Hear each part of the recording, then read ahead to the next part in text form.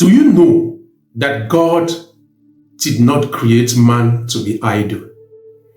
God created man to replace him on earth. He created man for man to be productive. In Africa today, many pray for financial breakthrough. Many pray for growth, yet they are not ready to learn skills, to develop themselves, or to work. Yet they forget that the Bible tells us clearly that God blesses the works of our hands. It is through work that God blesses mankind. Without work, there is no blessing. That is a fact.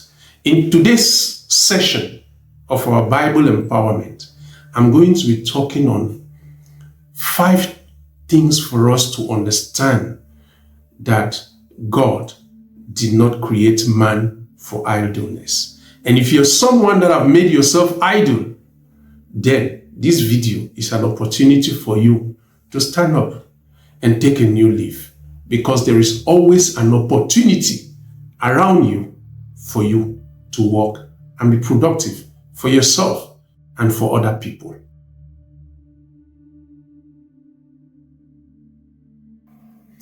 The first point to understand is that God created man to work and not to be idle. And for us to clearly understand this, we must go back to the book of Genesis chapter 2 from verse 15. You clearly understand that God created Adam in the Garden of Eden to work and to take care of it. He said to Adam, subdue the earth. Multiply. How can you multiply without work?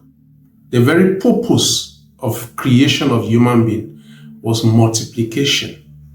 And when we talk about multiplication, we talk about work. God did not create work as punishment. He created work as the very fulfillment of our human nature. Therefore, if you're not working, you are not fulfilling God's purpose of creation. That tells us that productivity is our calling. And when you look at the Bible, there is a parable where Jesus tells us about a master that was going out recruiting people. He saw some people doing nothing and he called them to come and work in his vineyard. And Jesus himself, in the parable of the talent, made it clear to us that God is going to judge our productivity. So if you are choosing idleness, doing nothing because you have one reason or the other, know that you are not fulfilling the very purpose of God's creation, which is to work.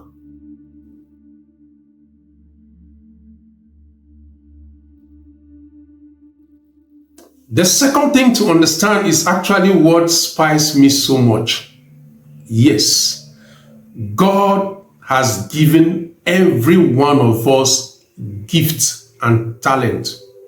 Let me tell you, there is nobody on this planet Earth that can hit his or her chest and say he or she doesn't have a talent. Everybody on this planet Earth knows how to do something.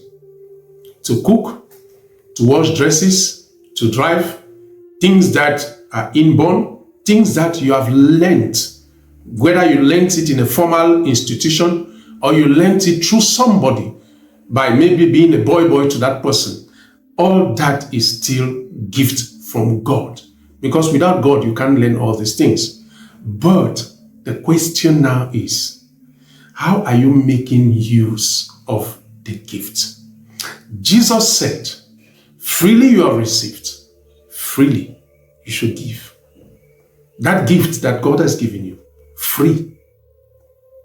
You may say, I paid to learn it, but let me tell you, no learning can give you knowledge, can give you skill without the guidance and assistance of God. And God expects from you, God expects from every one of us, on the stewardship of the gift he has given us. What can you stand up today to tell God that, Father God, I have used what you gave me. You understand now why idleness is considered in the Catholic Church as a capital sin. Being idle is depriving the people around you of the very beautiful nature of God. Today, a lot of us are using social media. This came as a result of people who used their gift, and we are benefiting from it.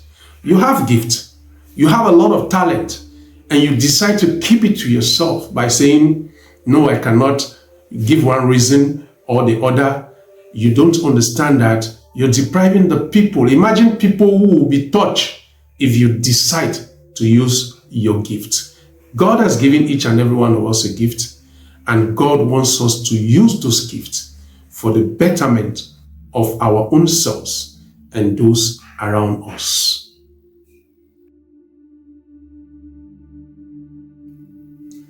The next thing you must understand in this series, remember we are talking about 5 reasons why you should not be idle.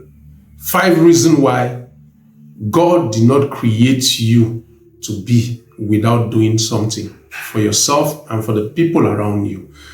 The third thing we must understand is that wealth is created by solving problems. I don't think there is any human being on earth that doesn't want to be rich or wealthy. Yes. And you ask me, did God create man for wealth? Yes.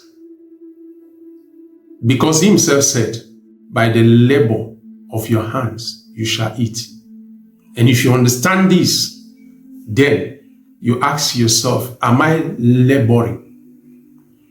Nobody on earth has become rich by just sitting and riches come to him. No. Farmers feed nations. Fishermen supply fish and food. Builders construct cities. Merchants connect markets. Business consultants like us, we bring business solution to your businesses to make your business grow. It is all this work that can make you wealthy. You can never be wealthy by prayers. I see a lot of people spend time in fasting and prayers. My brother, my sister, you will never be rich, and God will not judge you based on your prayers. And there are some people who feel that there is a gift of prayer. There is no gift from God like prayer. Get it from me. And if you're ready for this discussion, I'm available. No gift. Prayer will not yield anything so far. God has never asked man. If you go back in the book of Genesis, God did not ask Adam to become a prayer warrior. He said to Adam, multiply, subdue the earth, be productive. He did not say prayer. So if you want to make wealth, you have to solve a problem. Wealth comes from solving people's problem. Today, social media is solving problem. Before social media, we had issues of connecting with one another. Some of us wrote letters, we are not even sure those letters reach their destinations. But today, I can sit here, have a meeting with somebody in Great Britain, United States, Canada, Cameroon, Togo, Benin Republic. The world is at in some of us, the world is available to us in front of our tables, in our laptops, in our phones. That's the solution of social media is bringing to mankind. And that is why social media, people who have created social media are making money. Today we are in the era of artificial intelligence. Artificial intelligence is making people work faster and smarter. It's solving problems.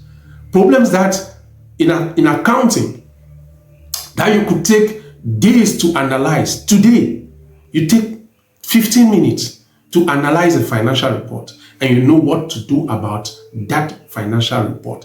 Wealth comes from solving people's problem. And you cannot solve people's problem without work. You cannot solve people's problem through idleness.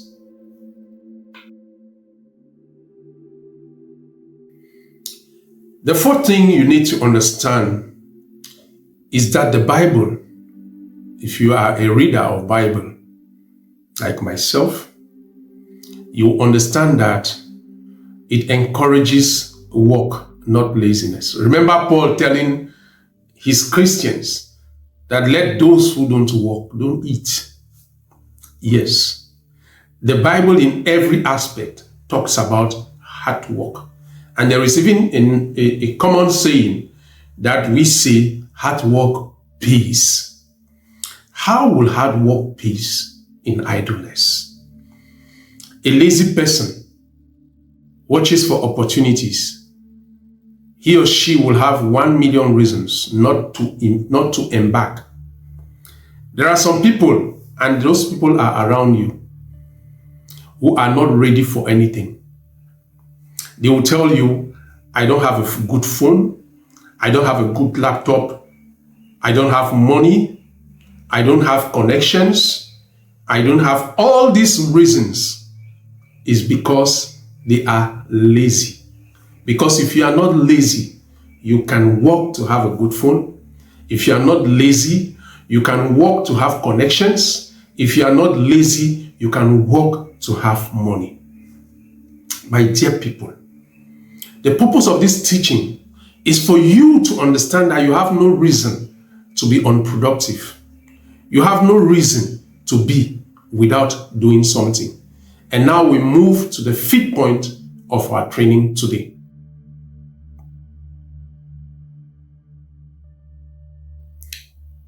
In the book of James chapter 2, the Bible tells us that faith without work is dead. Faith without work is dead. It makes us to understand clearly in the context that if a brother is hungry and you say, brother, God bless you, you have not done anything. Yes. What you must understand is that through your work, God is blessing other people. Yes. Praying every day for financial miracle, especially as there will never be financial miracle. Let me tell you, there will never be financial miracle. Any financial gratification that you receive, thinking you did not do anything and it came your way, is a dividend. Yes. Because you can do something 15, 20 years ago and God decides to pay you today through a generous person. It's a dividend. And mind you, God does not gift those who don't merit. God and meritocracy are 5 and 6. Understand this. You can't say you have faith. You can't say you are a Christian, you believe in God, and you are not working. Yes, it's incompatible. Because Daniel tells us in the Bible that those who know their God shall do exploits. What is the exploit that you are doing if you are not working? Let's be sincere. Faith is expressed through work. Because when you are working, you're solving people's problem. If you are a medical doctor, you're making people to be healed. If you are a nurse, you're going to touch people in their different houses, offices. If you are an akara seller, every morning people depend on you for their breakfast. That is what God wants. To touch people through our work. You may say they are paying you, yes, but mind you, the money is not enough. The blessings you bring in the life of the people is what matters.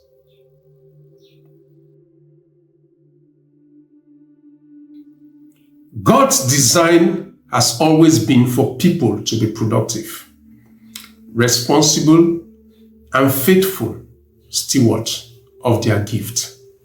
And that is why He has endowed us with so much gift.